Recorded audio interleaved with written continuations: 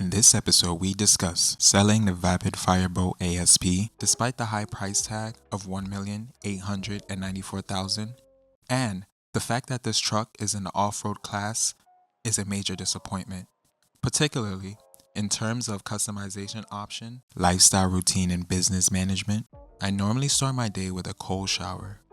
A cold shower can enhance blood circulation as your body responds to the cold by directing more blood to vital organs. The shock of the cold water can revitalize you, making you feel more awake and alert. And how I make money in GTA 5 online. I currently manage 4 active businesses. Those businesses are nightclub, auto shop, salvage yard, and VIP Works. And although VIP Works is not a business per se, I still throw it in the mix as far as how to make money. Now, let's look at each business and how I go about managing them.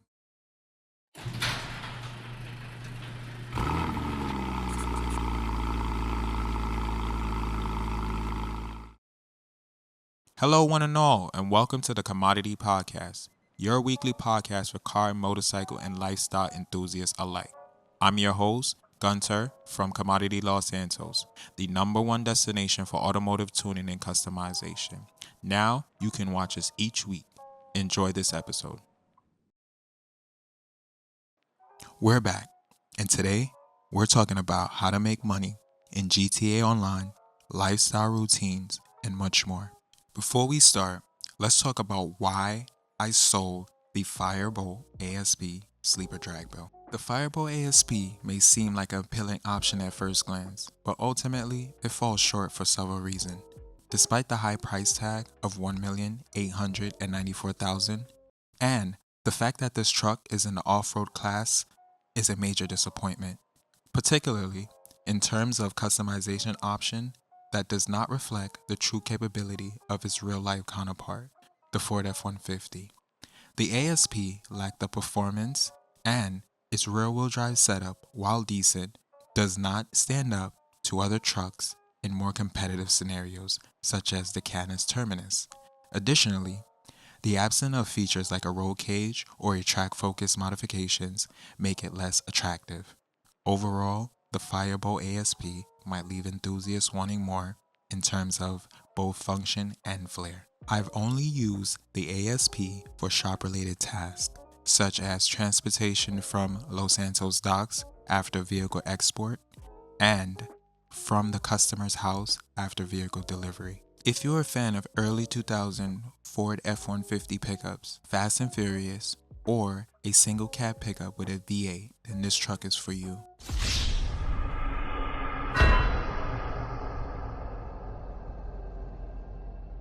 In today's hectic world, making good lifestyle choices is more important than ever. Small changes can lead to a significant improvement in both physical and mental well-being. By prioritizing health, eating, regular exercise, or just basic showering. Yes, I'm talking about you barcode player who grieve for content.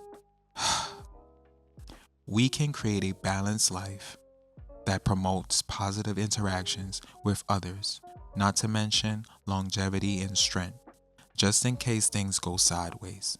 No matter what time of day I wake up in Los Santos, I always keep the same lifestyle routine. I normally start my day with a cold shower. A cold shower can enhance blood circulation as your body responds to the cold by directing more blood to vital organs. The shock of the cold water can revitalize you, making you feel more awake and alert. Next, I change into my cycling gear and head to the kitchen for my favorite green smoothie before leaving the apartment. Fun fact, cycling has been a major part of my life and is key to my mental well-being. Cycling helps reduce stress and anxiety and boost my overall mood while increasing my stamina. Sometimes, instead of cycling, I'll go for a jog or a swim, focusing on some areas like strength or lung capacity. After cycling, I'll return home and take another shower, put on another outfit, and then head to Commodity.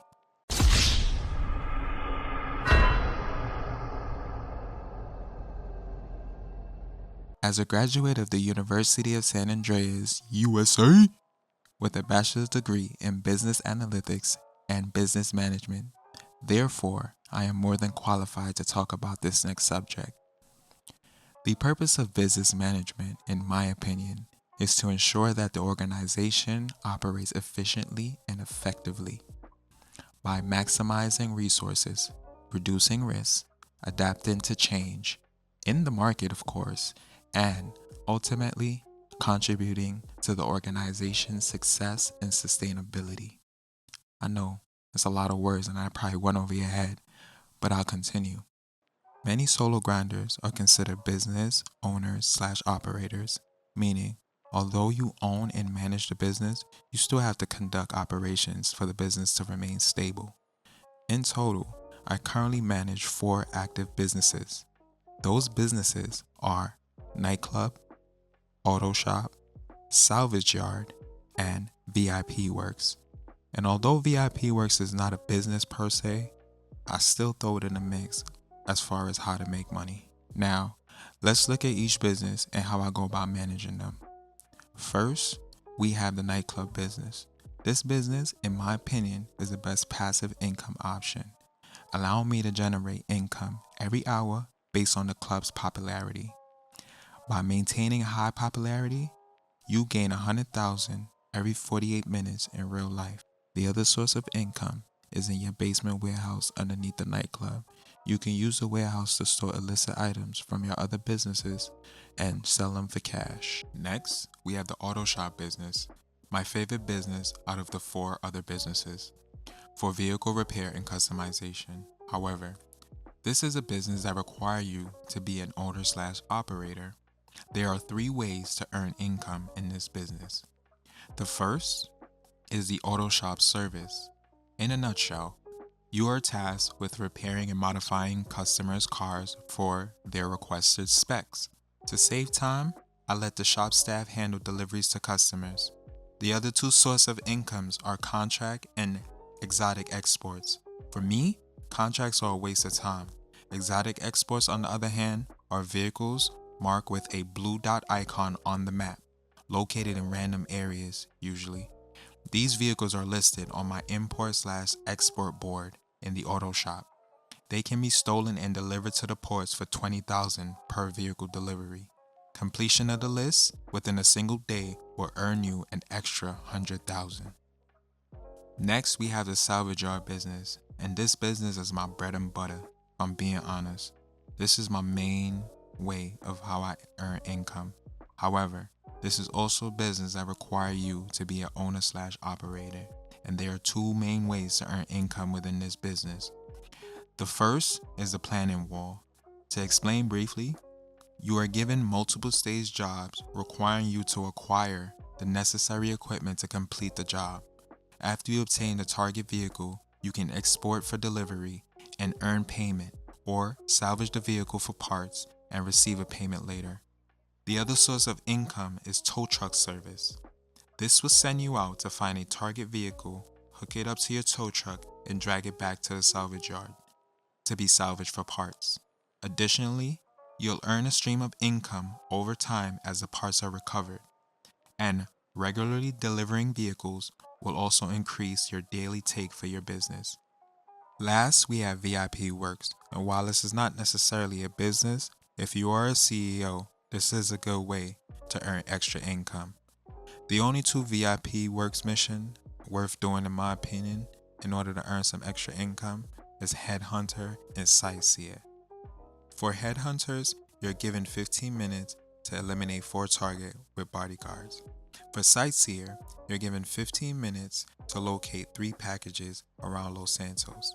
Additionally, these are free roam missions, so things can get tricky if someone decides to intervene when doing these missions.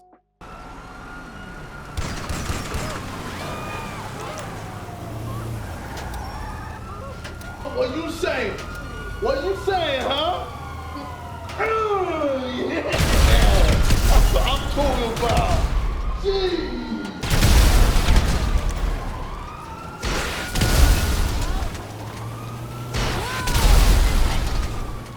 also worth noting that all my businesses have been fully upgraded.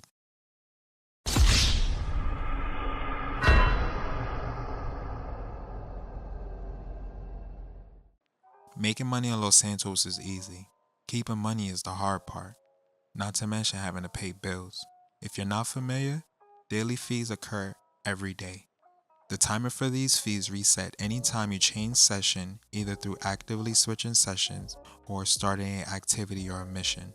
These fees include a general fee that covers simple things like showering or watching TV.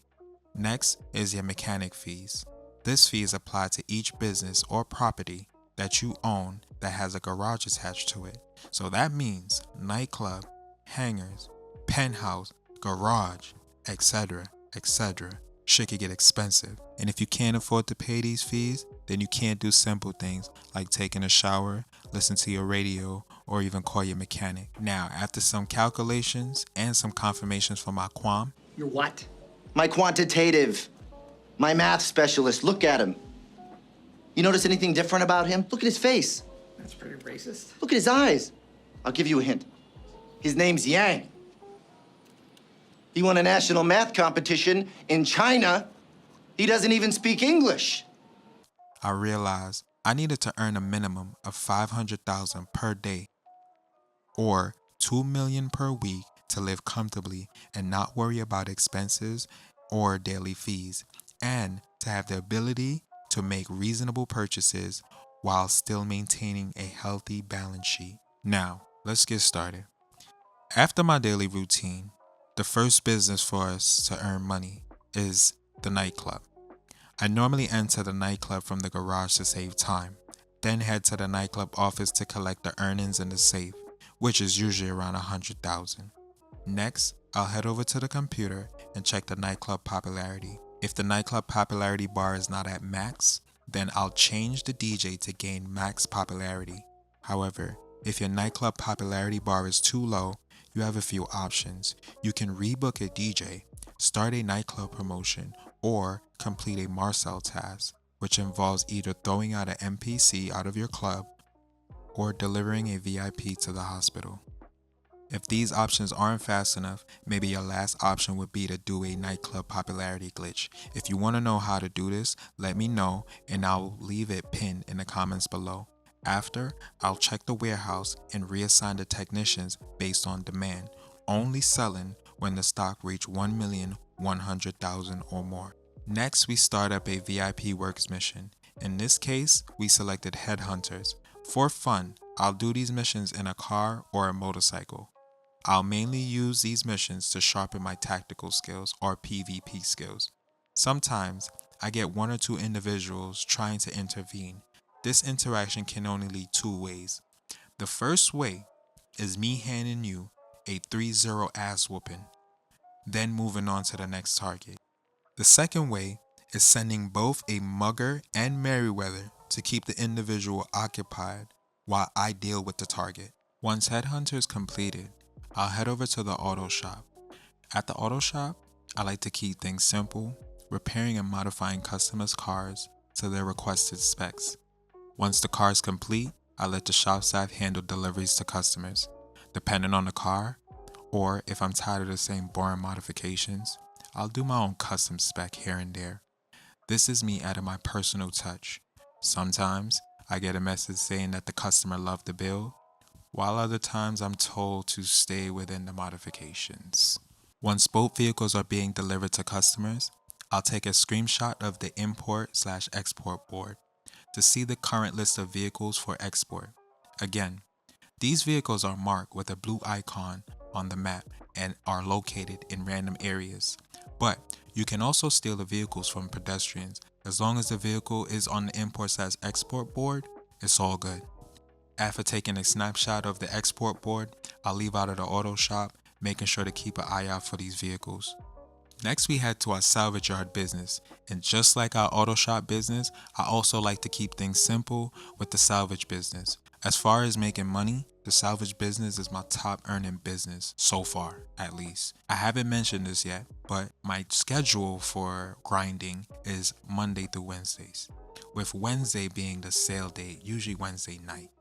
So for the salvage business, my main goal from Monday to Tuesday is to work on collecting all 3 cars from the planning wall. Once completed, I turn my focus to tow truck service, completing 1 or 2 tow truck service a day.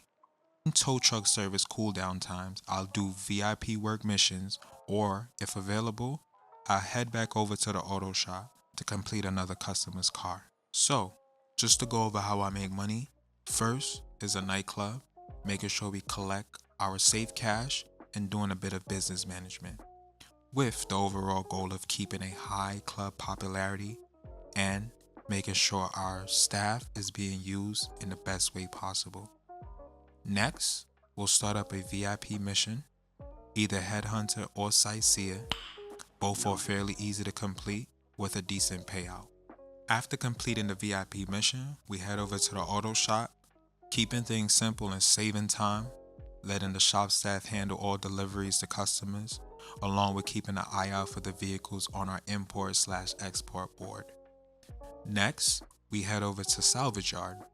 Again, our main focus is to collect all 3 vehicles from the planning wall. After, we'll focus on the tow truck service, and in between tow truck service cooldown times, we'll do VIP mission works again. Or, if available, we'll go back to the auto shop and customize another car. So anyway guys, there you have it.